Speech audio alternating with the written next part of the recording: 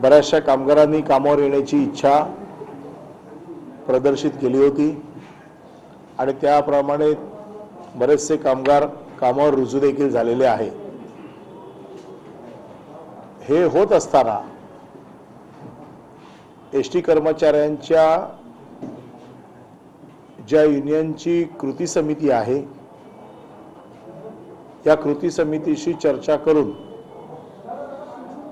या बाबतीतलं कामगारांचं म्हणणं किंवा एकंदर मानसिकता जी गेल्या काही दिवसांमध्ये मी बघितली होती त्यावरती चर्चा करताना आणि एसटीची सेवा सुरळीत करण्यासाठी काय उपाय योजले पाहिजेत या बाबतीत चर्चा करण्यासाठी आजची बैठक झाली। एसटी कर्मचाऱ्यांना दिलेली पगारवाढ ही मूळ वेतनात दिलेली असल्यामुळे त्यांच्या ग्रेड्समध्ये काही तफावत निर्माण होऊ शकते, काही अडचणी निर्माण होऊ शकतात, अशा प्रकारच्या काही बाबींचा उल्लेख त्यांनी केला। आणि वस्तुस्थिती आहे की ज्यावेळेला मूळ पगारामध्ये वेतनवाढ होते आणि त्याचं जेव्हा फायनली त्या कामगाराची फिटमेंट ज्यावेळेला त्या ग्रेडमध्ये केली जाते त्यावेळेला ती थोडी अनामली तयार होते। मी कामगार क्षेत्रात काम केलेलं असल्यामुळे मला त्याची पूर्ण जाणीव आहे आणि मग फायनली त्याचं कसं त्याला कुठल्या ग्रेडमध्ये बसवायचं आणि त्याला काय करायचं याचा निर्णय नंतर केला जातो। सुरुवातीला सरसकट पगारवाढ दिल्याच्या नंतर या सगळ्या गोष्टी होत असतात आणि म्हणून मी त्यांना सांगितलं की संप ज्यावेळेला संपेल, सर्व कामगार सुरू होईल त्यावेळेला याच्यावरती बसून विचार करता येईल। कुठल्याही कामगारावरती अन्याय होणार नाही, कुठलाही कनिष्ठ कामगार वरिष्ठ कामगाराच्या वर जाणार नाही याची काळजी आम्ही जरूर घेऊ।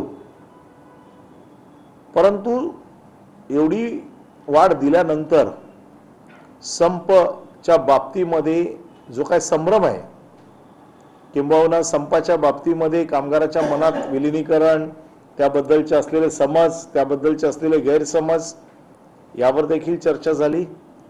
जे आश्वासन गेले 2-3 दिवस मी जाहीरपणे मीडियामधनं कामगारांना देतोय त्या सगळ्या गोष्टींची काही जाचकटी असतील तर त्याच्यावरती विचार केला जाईल।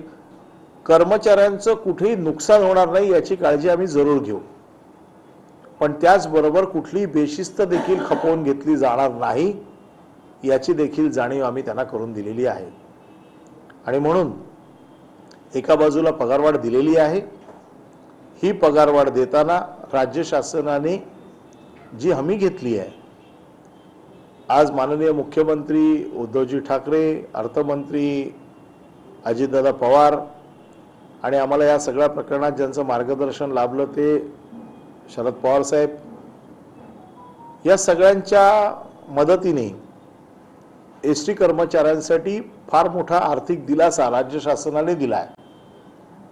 मी वारंवार हे सांगतोय की जो विलीनीकरणाचा मुद्दा त्यांच्या जो डोक्यात आहे, ज्यामध्ये त्यांना असं वाटतं की आमचे पगार वाढायला पाहिजेत, आम्हाला नोकरीची शाश्वती असली पाहिजे, आमचा पगार वेळेवर व्हायला पाहिजे, या सगळ्या गोष्टी शासनाने मान्य केल्या आहेत।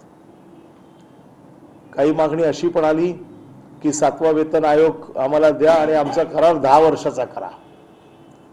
आम्ही त्यावरही विचार करू शकतो की आमचा 4-4 वर्षाचा करार असतो, मग 10 वर्षाचा करार केला तर एकंदरीत एसटी वरती किती खर्च येऊ शकतो, काय येऊ शकतं, या सगळ्या गोष्टींचा विचार करता येऊ शकतो। परंतु आज महाराष्ट्र सरकारने 4 पावलं पुढे आले, भरघोस वेतनवाढ दिलेली आहे आणि मग अशा वेळेला संपावरती केवळ एका मुद्द्यासाठी जो मुद्दा सरकारच्या हातात नसून हायकोर्टाने नेमलेल्या कमिटीच्या हातात आहे, त्यांच्याकडनं अहवाल आल्यानंतरच या बाकीच्या सगळ्या गोष्टींचा विचार करता येईल असं मी त्यांना स्पष्ट सांगितलेलं आहे। आणि तोपर्यंत एसटी बंद ठेवणं हे ना कर्मचाऱ्यांना परवडणारं आहे ना सरकारला परवडणारं आहे। आणि जे आमचे ग्राहक आहेत म्हणजे पॅसेंजर्स जे आज ग्रामीण भागामध्ये एसटीचा वापर करतात, ज्यांची शहरी भागाची ग्रामीण भागाची नाळ जोडलेली आहे, अशा लोकांचं कुठलंही नुकसान होऊ नये, आर्थिक नुकसान होऊ नये, या सगळ्या गोष्टींसाठी आपण संपामधना कामगारांना आवाहन करावं की ताबडतोब कामगारांनी रुजू व्हावं. संप मागे घेऊन ज्या वेळेला कामकाज सुरू होईल त्यावेळेला ह्या छोट्या मोठ्या गोष्टी ज्या आहेत त्याच्यावरती माझी चर्चा करायची तयारी आहे. मी कुठल्याही चर्चेची दारं बंद केलेली नाही, परंतु सतत आर्थिक भार स्वीकारत राहायचं आणि त्याच्या बदल्यात एसटी बंद ठेवायची असं देखील होणार नाही. सरकारला विचारच करावा लागेल की पैसे देऊन संप चालू राहणार असेल तर पैसे न देता संप चालू राहिला तर काय वाईट आहे, असा विचार देखील सरकार करू शकते. आणि म्हणून माझं असं मत आहे की आम्ही आमच्याकडनं 4 पावलं पुढे आलेलो आहोत. कामगारांनी ताबडतोब संप मागे घ्यावा, कामकाज सुरळीत करावं, एसटीचं उत्पन्न वाढवण्यासाठी प्रयत्न करावेत. कामगारांच्या मागण्याच्या बाबतीमध्ये प्रशासनाचं कामच आहे कामगारांचं मागणं किंवा त्यांचे हक्क आहेत ते अबाधित ठेवणं, त्याच्यावरती काय उपाय योजू शकतो ते बघणं हे आमचं काम आहे. आणि म्हणून संप जर सुरळीत झाला ते जे काही छोटे प्रश्न आज त्यांनी माझ्यासमोर जे मांडलेले आहेत या सगळ्या प्रश्नांवरती चर्चा करून त्याचं समाधानकारक उत्तर शोधता येईल. पण त्यासाठी संप हा संपला पाहिजे आणि एसटी सुरळीत झाली पाहिजे अशी अपेक्षा आम्ही त्यांच्याकडनं व्यक्त केलेली आहे. आणि माझ्या या सांगण्याला मला वाटतं त्यांनी प्रतिसाद दिला असेल, त्यांनी कामगारांना आवाहन केलं असेल असं मी समजतो. 10,000 कर्मचारी कामावर पुन्हा एकदा परतलेत अशी आता एक बातमी समोर आलेली आहे. आजची आकडेवारी नेमकी काय आहे आणि कर्मचाऱ्यांवर बडतर्फीच्या कारवाया पुन्हा अल्टिमेटम दिला होता तो देखील संपेल तर आता ती कारवाई तीव्र होणार आहे? नाही, आमच्याकडे बऱ्याच मोठ्या प्रमाणामध्ये कामगारांचे निरोप येत आहेत. जे कामगार संभ्रमावस्थेत होते त्यांनी आम्हाला विनंती केली आहे की आम्हाला उद्याच्या दिवसाचा अजून एक वेळ द्यावा, आम्ही कामावर येऊ इच्छितोय. काही कारणास्तव आम्ही आजपर्यंत कामावर येऊ शकलो नाही, परंतु आपण आज आमचं निलंबन केलं तर उद्या आम्ही कामावर येऊ शकणार नाही. आम्हाला कामावर येण्यासाठी आम्हाला उद्याचा दिवस द्यावा, आम्ही सकाळी येऊ. आजच आम्ही आता हे सगळे आकडे बघितले, आता कामगारांची आजची परिस्थिती कालच्यापेक्षा फार वाढलेली आहे, उद्या ती अजून वाढेल. त्याच्यामुळे ह्या 1-2 दिवसामध्ये संप बऱ्यापैकी सगळ्या गाड्या चालू होतील असा आम्हाला विश्वास आहे. आणि म्हणून आम्ही आता रात्री हा निर्णय घेऊ की ज्या कामगारांना उद्या सगळा एकंदर आकडा बघून ज्या कामगारांना उद्या कामावर यायचं आहे त्यांच्या बाबतीत देखील आम्ही हे धोरण स्वीकारू शकतो की जर उद्या येणारे कामगार असतील तर त्यांना कदाचित यायला परवानगी देऊ, परंतु ही सारखं आम्हाला हे करणं शक्य होणार नाही. जर कामगार कामावर आले नाहीत तर प्रशासनाला कारवाईचा बडगा उचलावाच लागेल. आम्ही अजून या बाबतीत निर्णय घेतलेला नाही, हा निर्णय आम्ही नंतर घेऊ, आम्ही बैठकीत ठरवू. कारण कामगारांचे बऱ्याच मोठ्या प्रमाणात प्रतिसाद मिळतोय की त्यांना कामावर यायचंय आणि म्हणून हा प्रतिसाद बघून आम्ही त्याच्या बाबतीतला निर्णय घेऊ. शासकीय वेतन आणि 10 वर्षाचा करार नेमका आता या मान्यताप्राप्त संघटनेने मागितलं त्या पद्धतीची मागणी केली आहे, मग तो करार वेगळा होणार की आता पूर्वीचा करार? या बाबतीमध्ये आता कुठलंही ठोस आश्वासन किंवा या बाबतीतला विचार आता ताबडतोब करता येणार नाही. मी त्यांना अतिशय स्पष्ट सांगितलेलं आहे की पहिला संप मागे येऊ देत. शासनाने आपली भूमिका जाहीर केलेली आहे. या बाबतीमध्ये जे काही त्यांची मागणी असेल किंवा ज्या काही चर्चा करायच्या आहेत हा त्यांचा अधिकार आहे आणि मग त्याच्यावरती काय विचार करायचा आहे याचा आम्हाला देखील आर्थिक गणितं सगळी बघून आम्हाला करावं लागेल. आम्ही कुठल्याही गोष्टीला नाही म्हटलेलं नाही, आम्ही चर्चा करायला तयार आहोत, परंतु संप चालू असताना कुठलीही चर्चा होणार नाही. आम्ही हा पण विचार करू 4 वर्षाच्या करारामध्ये आम्हाला किती पैसे द्यावे लागतात, 10 वर्षाचा करार केला तर किती पैसे द्यावे लागतील, या सगळ्याचा अभ्यास करून मग निर्णय घेता येईल. जो निर्णय प्रशासनाला आणि कामगारांना योग्य वाटेल त्याच्यावरती कुठलाही निर्णय घेता येईल. आज त्यांनी मागणी केलेली आहे, या मागणीचा विचार कशा पद्धतीने करायचा हे सरकार ठरवेल. परंतु आज सरकारने पगारवाढ दिलेली असताना कामगार जर संपावर ठाम असतील तर या पगारवाढीच्या बाबतीत देखील काय करायचं हे देखील आम्हाला ठरवावं लागेल. सर, कालपर्यंत तुम्ही सदाभाऊ खोत असतील किंवा गोपीचंद पडळकर असतील यांच्यावर तुम्ही चर्चा करत होता, मात्र आज अशी परिस्थिती आहे की ते मैदान सोडून गेलेले आहेत. कोर्टामध्ये संपकऱ्यांची जी बाजू घेत आहेत तेच आता मैदानात उतरले.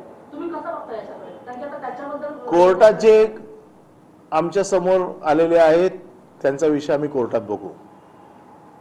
विलिनीकरणाचा मुद्दा कोर्टातच त्याचा निकाल लागणार आहे. समितीचा अहवाल आल्याच्या नंतर आम्हाला कोर्टात त्या बाबतीतलं आमचं म्हणणं मांडायचं आहे. आम्हाला त्यांचं नेतृत्व कोण करतंय याच्याशी मला काही घेणं देणं नाही. मला माझ्या कर्मचाऱ्यांशी घेणं देणं आहे. कर्मचाऱ्यांचं नुकसान होणार नाही, त्यांना जी काही पगारवाढ पाहिजे ती पगारवाढ आम्ही दिलेली आहे. त्याच्यामध्ये काही टेक्निकली अडचणी असतील ज्या आत्ता मांडल्या, त्याच्या बाबतीमध्ये काय दुरुस्ती करायची किंवा काय करायचं याच्या बाबतीत सरकार तयार आहे. परंतु संप चालू असताना आता अशा प्रकारचे कुठलेही वाटाघाटी होणार नाही. संप त्यांनी मागे घ्यावा. या बाबतीमध्ये कामगारांचं काय नेहमी म्हणणं असतं ते ऐकायला आम्ही तयार आहोत. अडचण एकच आहे की कामगारांनी कुठेही भरकटलं जाऊ नये, चुकीच्या दिशेने जाऊ नये.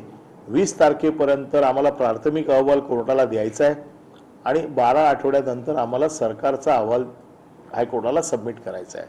आणि तोपर्यंत संप चालू राहणं हे एसटीच्या दृष्टिकोनातनं देखील हानिकारक आहे, कर्मचाऱ्यांच्या दृष्टिकोनातनं देखील हानिकारक आहे आणि आमचे जे ग्राहक आहेत, पॅसेंजर्स आहेत, त्यांच्या दृष्टिकोनातनं देखील हे काही योग्य नाही. कारण एसटी चालू झाली नाही तर आता मुलांच्या शाळा चालू होत आहेत, कॉलेजच्या मुलांचं जाणं येणं थांबलेलं आहे. ज्येष्ठ नागरिकांना आम्ही सवलत देतो ते लोक हल्ली जात नाही आहेत आणि त्यामुळे ही नाळ तुटलेली आहे. ही पुन्हा पूर्ववत व्हावी म्हणून मी पुन्हा एकदा सगळ्यांना आवाहन करतो की आपला संप मागे घेऊन आपण कामावर यावं. कारवाई दररोजच चालू आहे. मला असं वाटतं की आज देखील जे रोजंदारीवरचे कामगार आहेत यांची सेवा आम्ही समाप्त केलेली आहे. आज मोठ्या प्रमाणात आम्ही कारवाई केलेली आहे आणि जर कामगार कामावर आले नाही तर आम्हाला कारवाईचा बडगा हा उचलावाच लागेल. साधारण किती हे कर्मचारी रोजंदारीचे आहेत त्याच्यावर कारवाई करण्यात? आज मला वाटतं आज आम्ही साधारण 500 कर्मचाऱ्यां जे रोजंदारीवरती आहेत, ज्यांना दररोज कामावर येणं गरजेचं असतं, त्यांच्या सेवा समाप्तीचा निर्णय घेतलेला आहे. 2019 साली निवड झालेले काही कर्मचारी होते, काही कारणास्तव आपण त्यांना घेऊ शकलो नव्हतो. अशा कर्मचाऱ्यांना आता घ्यायची देखील एसटीच्या बाबतीमध्ये हा संपाचा तिढा जर कायम राहिला तर आम्हाला एसटीच्या बाबतीत वेगवेगळे पर्याय हे वापरावेच लागतील आणि मग त्यामधला हा एक पर्याय आहे की ज्यांची निवड मागच्या काही दिवसात झालेली आहे अशा लोकांच्या बाबतीत देखील आम्हाला विचार करावा लागेल. धन्यवाद. परिवहन मंत्री म्हणून तुम्हाला नेमकं काय वाटतं की या संपामध्ये काही राजकीय पक्षाने आपली पोळी भाजून घेतली असं वाटतंय तुम्हाला? राजकीय मी त्या दिवशी पण माझं विधान केलं होतं, राजकीय पक्षांनी पोळी भाजावी परंतु पोळी करपणार नाही याची काळजी घ्यावी.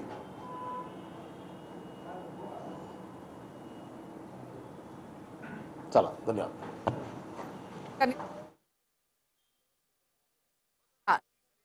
संप मागे घ्या तरच चर्चा होऊ शकते असं अनिल परब यांनी म्हटलेलं आहे. तसंच 7वा वेतन आयोग किंवा करार या संदर्भामध्ये चर्चा होऊ शकते असंही त्यांनी म्हटलं आहे. आधी संप मागे घ्या त्यानंतरच चर्चा. संप सुरू असताना चर्चा होऊ शकत नाही असंही परब यांनी म्हटलं. कर्मचाऱ्यांवर अन्याय होणार नाही मात्र बेशिस्तपणा खपवून घेतला जाणार नाही असा इशारा सुद्धा परब यांनी दिला आहे. कारवाईचा बडगा उगारावा लागेल असा इशारा सुद्धा अनिल परब यांनी दिला. कर्मचारी कामावर रुजू होऊ पाहतायत आणि त्यामुळे आणखी काही दिवसांचा म्हणजे अगदी 2 दिवसांचा अवधी देण्यात आलेला आहे असंही त्यांनी म्हटलं. मात्र पुढे असं होईलच असं नाही, सरकार वेगळा विचार करू शकते असंही परब यांनी म्हटलं आहे. पैसे देऊनही जर संप सुरू राहणार असेल तर पैसे न देऊन संप सुरू राहू दे असा सरकार विचार करू शकते असा इशाराही अनिल परब यांनी दिला आहे. अन्याय होणार नाही, बेशिस्त खपवून घेणार नाही असंही त्यांनी म्हटलं. कर्मचाऱ्यांवर अन्याय होणार नाही मात्र बेशिस्ती खपवून घेणार नाही असं परब यांनी म्हटलं.